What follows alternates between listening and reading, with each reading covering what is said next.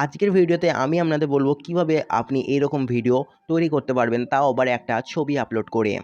হ্যাঁ বন্ধুরা, একটা ফটো আপলোড করে আপনার সামনে ঠিক এইরকম ভিডিও চলে আসবে।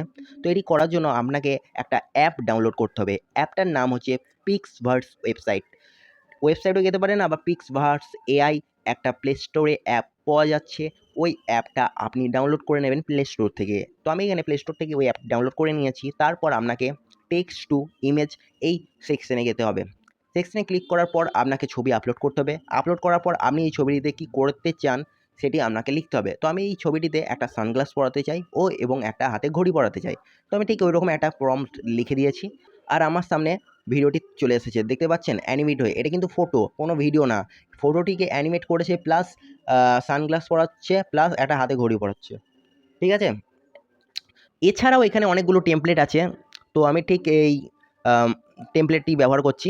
তো এখানে ছবিটিকে আপলোড করে দেবেন। টেমপ্লেট ইউজ করলে কোনো আপনাকে প্রম্পট লিখতে হবে না, প্রম্পট টেমপ্লেটের মধ্যে দেওয়া থাকে। সিম্পলি আপনাকে ছবিটি আপলোড করতে হবে, তারপর ক্রিয়েট করতে হবে। আপনার সামনে ঠিক এরকম একটা ভিডিও চলে আসবে। সিম্পলি এখান থেকে আবার ডাউনলোড করবেন এবং আপনার সোশ্যাল মিডিয়াতেও ছাড়তে পারেন এবং যেমন আপনি তাই করতে পারেন।